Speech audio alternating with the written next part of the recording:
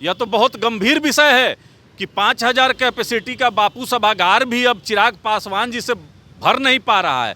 यह फिल्म में तो फ्लॉप थे ही, राजनीति में भी बहुत बार इनको हम लोग लॉन्च करने का प्रयास किए, बार बार माचिस मार कर नीचे से हम लोग लहकाने का प्रयास कर रहे थे कि कहीं उड़ जाएं, लेकिन ये फुसफुसा के रह जाते हैं। देखिए, चिराग जी को मेमोरी लॉस है, कुछ उनको लेना चाहिए, विटामिन कुछ लेना चाहिए। तो पॉलिटिकल थॉट जो होता है वह चिराग पासवान में शून्य बटे सन्नाटा है। पूर्व में भी वो विधायक रह चुकी हैं, वर्तमान में सांसद हैं, और उनके द्वारा हल्का बयान देना यह हमको लगता है कहीं ना कहीं मर्यादा को तार तार करता है। कि आप अगर किसी और दल में जाना चाहती हैं तो आप जा सकती हैं।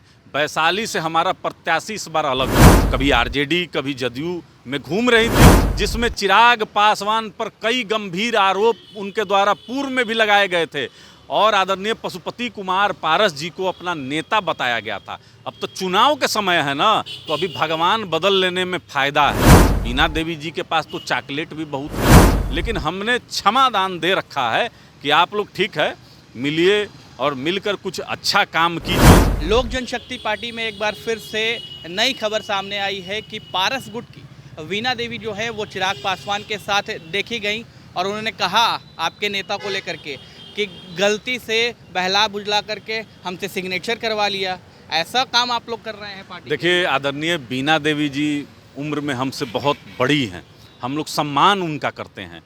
पूर्व में भी वो विधायक रह चुकी हैं, वर्तमान में सांसद हैं, और उनके द्वारा हल्का बयान देना यह हमको लगता है कहीं ना कहीं मर्यादा को तार तार करता है। आदरणीय बीना देवी जी को मालूम है कि आज से 6 महीना पहले ही हमारे नेता ने उनको बता दिया था कि आप अगर किसी और दल में जाना चाहती हैं तो आप जा सकती हैं। वैशाली से हमारा प्रत्याशी इस बार अलग होगा। तो बीना जी तो कभी आरजेडी कभी जदयू में घूम रही थी, उनके हैं लोग जदयू में। ये आरोप क्यों लगाया कि आप लोग ने जो है उनको सही बात बताई नहीं? नहीं, आप बताइए कि पढ़ी लिखी महिला हैं, अब वो बच्चा दूध पीती बच्ची तो है नहीं कि हाथ पकड़ के कहीं साइन ले लिए। वो तो अच्छी तरीके से जान रही थी, और आपके पास तो उनके पुराने फुटेज होंगे जिसमें चिराग पासवान पर कई गंभीर आरोप उनके द्वारा पूर्व में भी लगाए गए थे और आदरणीय पशुपति कुमार पारस जी को अपना नेता बताया गया था। अब तो चुनाव के समय है ना, तो अभी भगवान बदल लेने में फ़ायदा है। तो जाकर मंच से वो तो अपने दावेदारी भी कर रही थी, और बीना देवी जी के पास तो चॉकलेट भी बहुत है, हम लोग क्या कह सकते हैं। तो वहाँ रिचार्ज होगा लगता है आपको, यहाँ से वहाँ गई है। अब देखिए, चिराग जी के पास बस का टिकट है कि ट्रेन का टिकट है, कितना टिकट वो बांटेंगे, सबको तो टिकटे का झोल झाल दे के बुला रहे हैं। तो अब क्या कर देंगे, अभी तो खुद इकलौते सांसद हैं। अब आदरणीय बीना देवी जी गई हैं, वो भी हमसे त्याग पत्र देकर नहीं गई हैं। त्याग पत्र देकर जाएंगी तो उनकी सदस्यता चली जाएगी।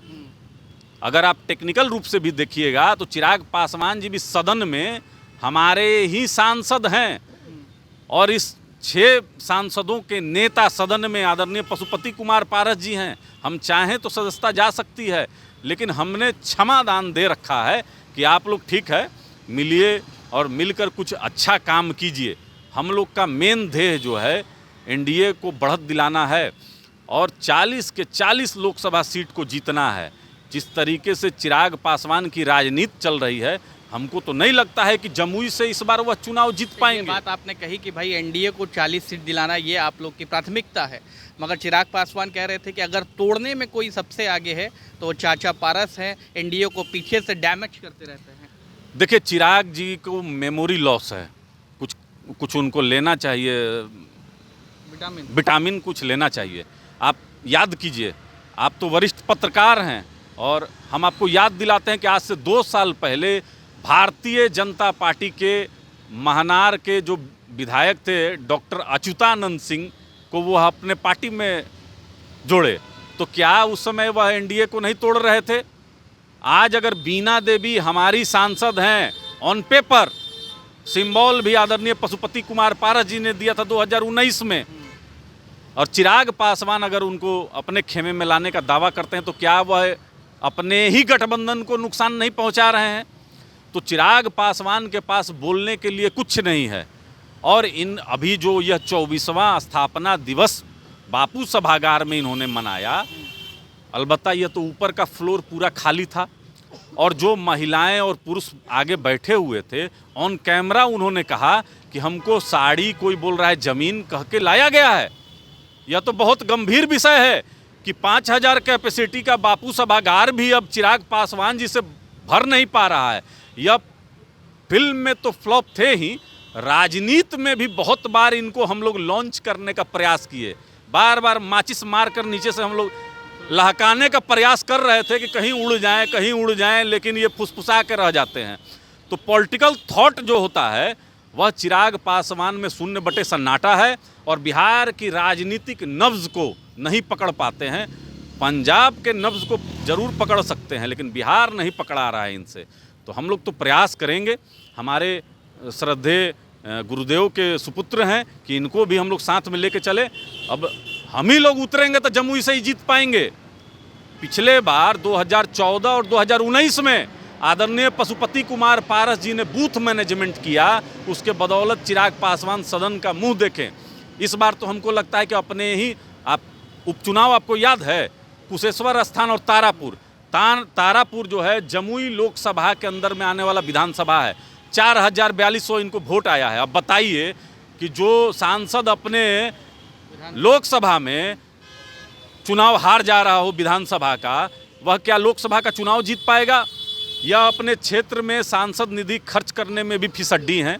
बहुत भ्रष्टाचार है इनके क्षेत्र में और कोई काम इन्होंने नहीं किया है। इसलिए क्या जा रहे हैं हाजीपुर? अब इनको लगता है कि किसी तरीके से आएंगे तो पिताजी का दुहाई देकर। अभी तक इनकी जो राजनीति है, अभी इनकी राजनीति जो आप देखिएगा, अपने पिता के इर्द गिर्द ही घूमता है, अपना कोई उपलब्धि नहीं है। अपने उपलब्धि पर चिराग पासवान शून्य है। केंद्र में आप देखिएगा कि कांग्रेस के राहुल गांधी हो गए और बिहार के जो कहा जाता है कि पप्पू किसी को कह लीजिए, वह चिराग पासवान जी हैं, लॉन्च होते ही नहीं हैं। ठीक, तो हमारे साथ ये थे राष्ट्रीय लोक जनशक्ति पार्टी के प्रवक्ता चंदन सिंह, जिन्होंने साफ तौर पर बताया है कि बिहार के अगर पप्पू कहा जाए किसी को तो वो चिराग पासवान को कहा जाए। बार बार हमने प्रयास किया है कि इनको स्थापित किया जाए, मगर स्थापित नहीं हो सकते हैं चिराग पासवान।